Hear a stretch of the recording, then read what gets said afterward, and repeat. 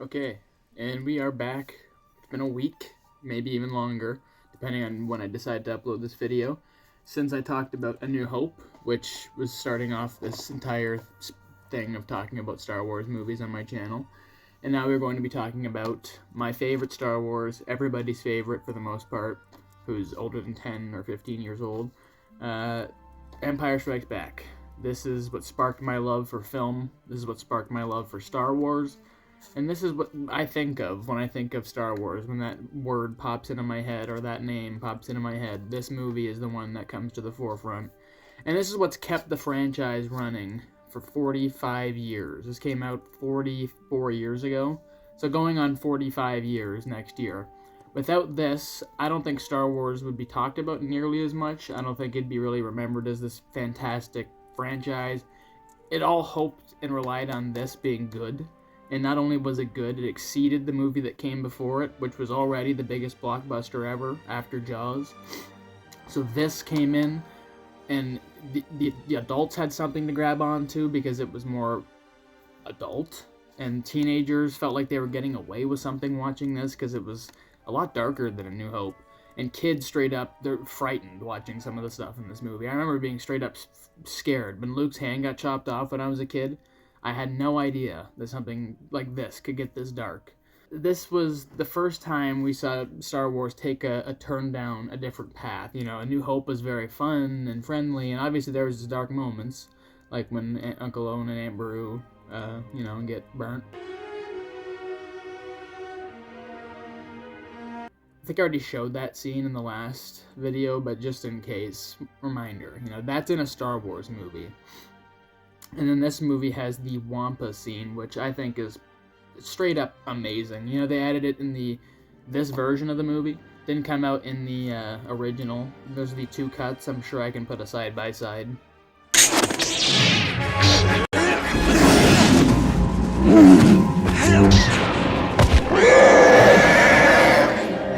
And you can see the differences there. It's way different. The original, they try and cut around the costume because it didn't look very good.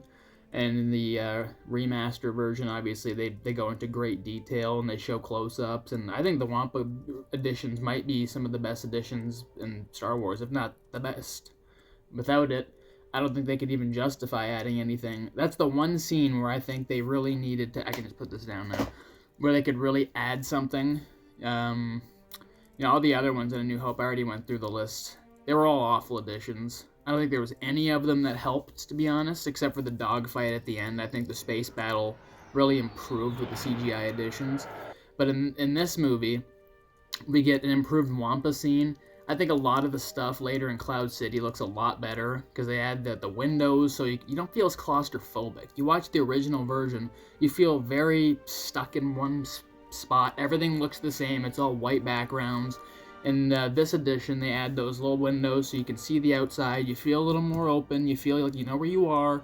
And it looks good, honestly. I think that edition is really nice.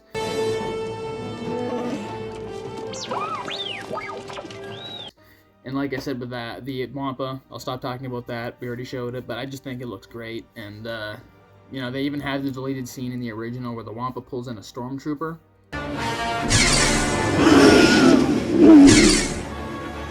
And you can see how cheesy that looks. Didn't probably pass their test even back then. They were like, yeah, that's not gonna pass. And the characters in this movie are a little more fleshed out. In A New Hope, they feel like caricatures almost. Very one-dimensional. In this one, you've got very deep layers to these characters. Like Han and Leia, you can feel right off the bat there's tension. Obviously, there wasn't A New Hope, but in this one, you can feel something's been happening off camera, so clearly there's been some tension the entire time. Luke feels like a different person, almost, like completely. He's not this whiny, It kind of is a little bit. But I was going into Toshi Station to pick up some power converters. It doesn't look the same. Obviously, he got in a car accident in real life, and his face looks a little bit different, but not even that. He just looks more mature, like a different person, carries himself differently. So I kind of like how the characters not only feel more relatable in this movie, but they've grown a lot. It's something that I feel like a lot of movies fail at now.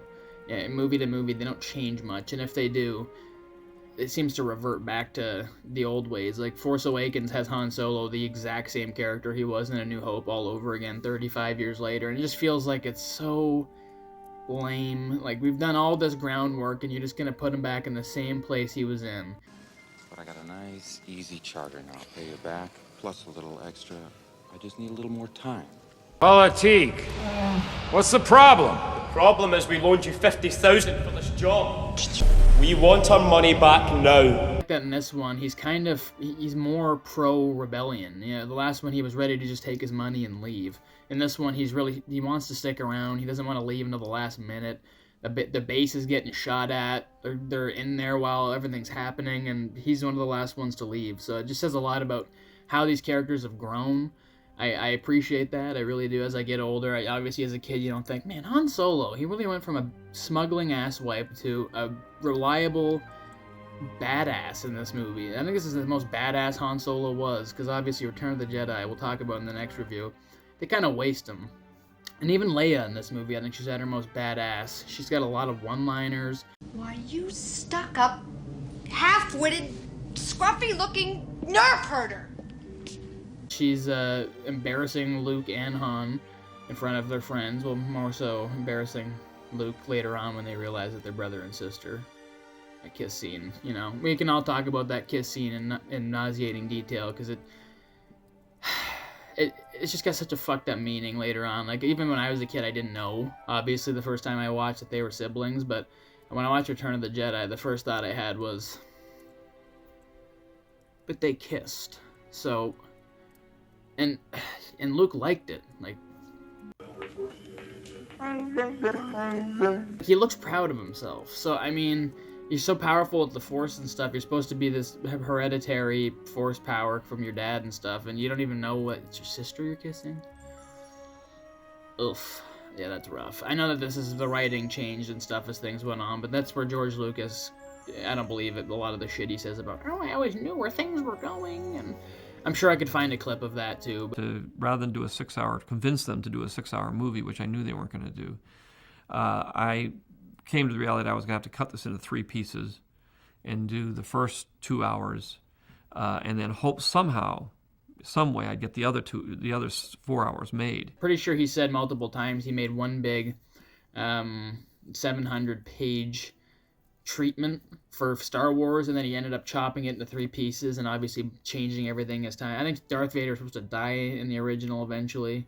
So he just changed a bunch of shit as time went on so he could make 3 movies, and, you know, obviously made Darth Vader Luke's father for twist purposes, almost soap opera-like when you think back on it. And there's a lot of things in this movie that could have just completely fell flat, you know, like the Luke, I am your father. If you weren't totally invested in these characters, you would have just been like, I don't care. I don't care. Stupid twist. Because up to that point, hadn't been done that often. But now, you know, you watch a horror movie or you watch a movie, period, and there's some villain that's older than the main character, and the main character doesn't know who his father is. That villain usually ends up being his father. And it's just such a cliche, worn-out trope now that even watching Star Wars, and that might be one of the first ones, it just feels like such a cliche, like, oh, just dad, oh. And obviously Return of the Jedi does good stuff with it, but this one, it just feels kind of weird and out of nowhere.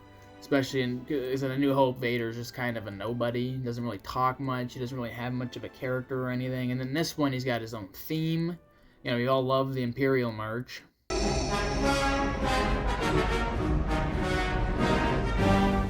Can't really get sick and tired of that, can you? The more that plays, the happier you are as a Star Wars fan. And Yoda. This is the one introduction that...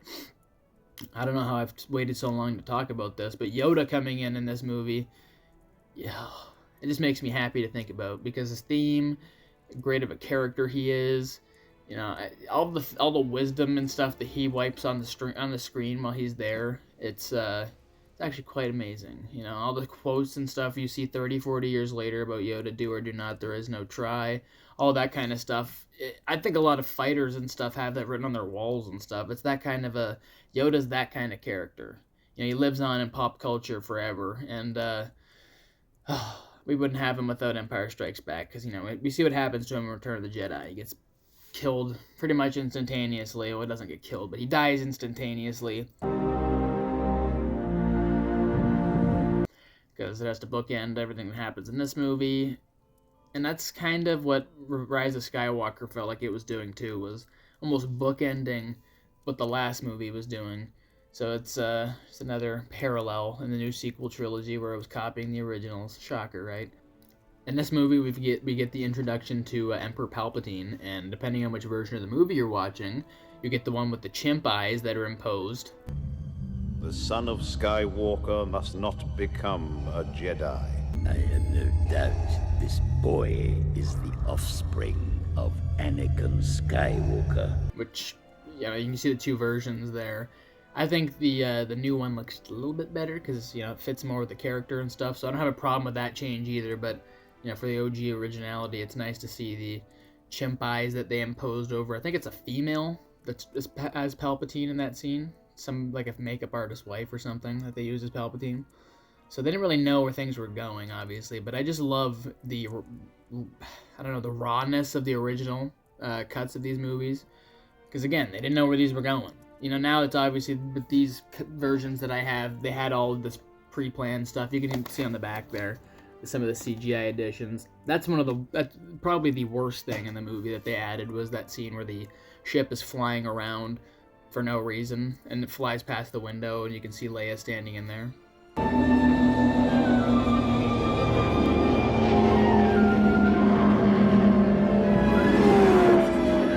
It just feels like a pointless addition, It's kind of like, look what we have, new technology. Didn't add anything to the movie. Like the Wampa scene, it added something. The windows in Cloud City, it adds something. That doesn't really add anything. It's just, look what we've got. And I get it. Cool technology in the mid-90s, but now it just looks dated and not good at all, and it's frustrating. And the worst addition in this version of the movie is when they added the no, or is it just not even? It's a when Luke falls down the pit at the end.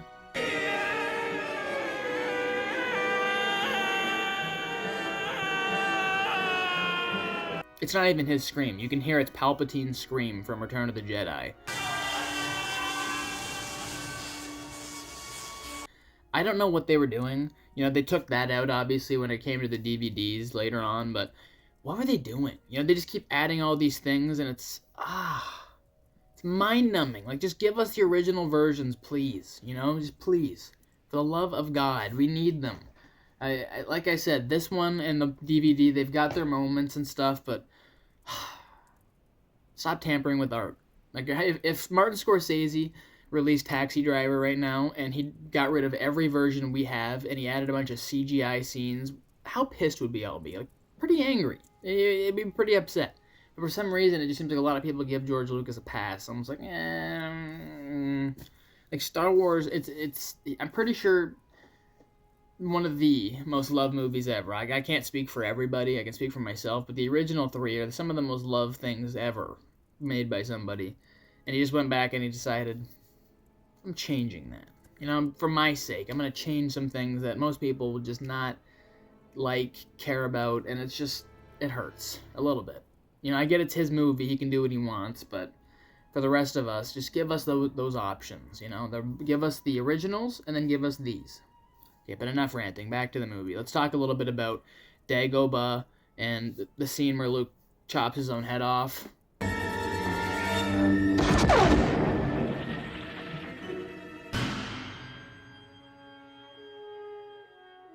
When you're a 4-year-old watching that scene for the first time, it sticks with you. And, it took a long time for me to realize the commentary behind the scene, to understand what they were trying to say with that whole thing. But, I love everything that happens on Dagobah. It feels grimy, gross, otherworldly, because it is another world, but they did a very good job of making it feel like another planet. There's a lot of alien movies where you are on another planet, you don't really feel it. You just feel like it's Earth. And they do the trope of, look, there's just a desert planet, and, that was Tatooine, and they did a pretty good job with that, but they did a good job making this a very slimy, gross, you've got a bunch of snakes and bugs everywhere, and all the cobwebs and seaweed and stuff all over the ship, and it makes me not want to swim after I watch all that stuff with that thing in the water eating R2, and it's gross.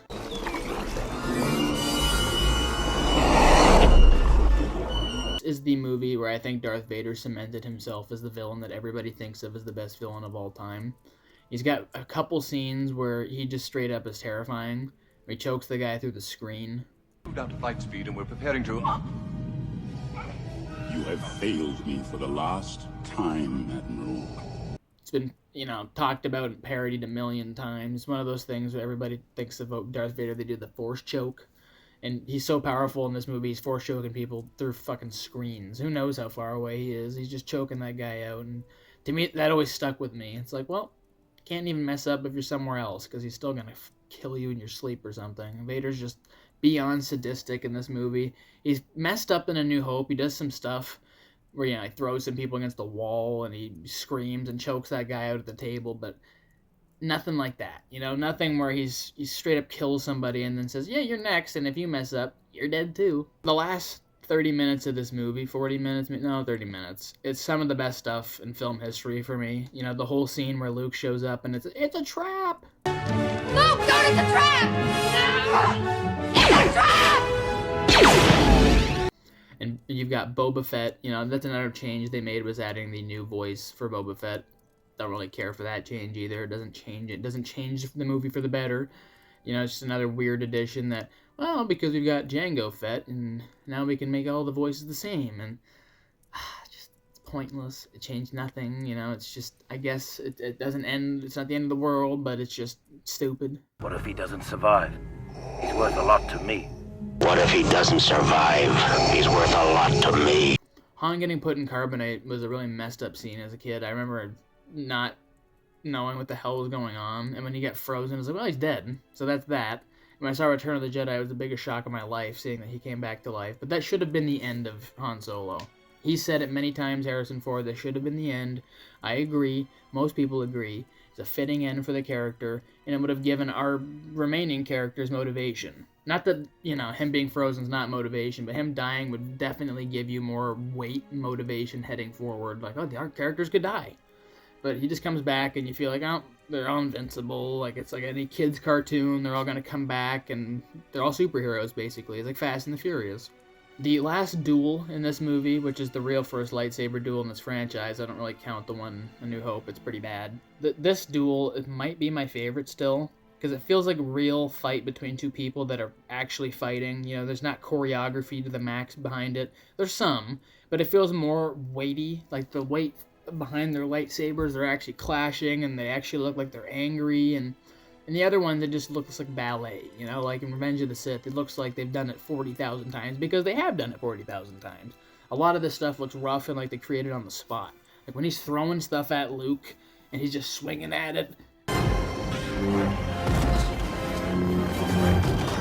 And it just feels so real, and like, God, you just want him to get the hell out of there okay, and not die and get thrown out the window, which he does. And then, of course, the Vader jump scare. I remember watching this with my grandma, and I'm sure she had seen Star Wars before, but this literally made her fall out of her chair. Like when Vader did the jump out.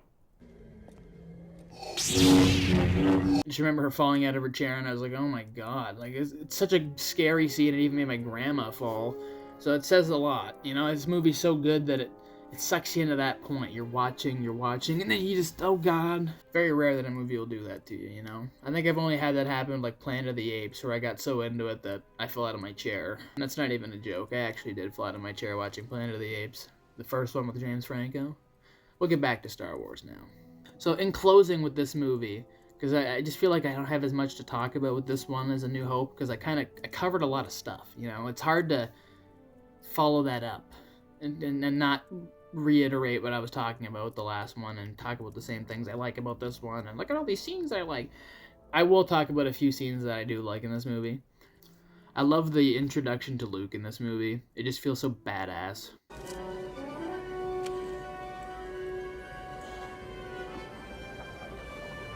Obviously, I also love the scene where Darth Vader chops off Luke's hand. That's probably one of my other favorite scenes in Star Wars history, is the way he stands over top of him after.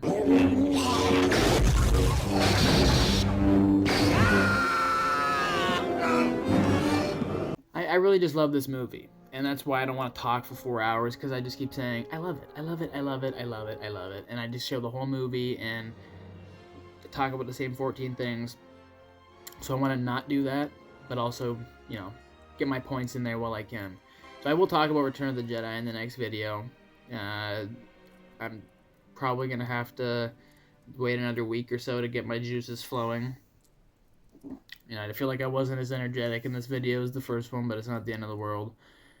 Can't be in the same energy spaces for all videos, you know. You can't be bouncing off the walls for all of them. But I just want to talk about Star Wars today, and here I am. So I hope you guys enjoyed. I hope you have a good day. I hope you just go watch Star Wars. Go watch the first 3, and enjoy your day, month, week, and year. And have a good Easter, even though this will probably be released after Easter.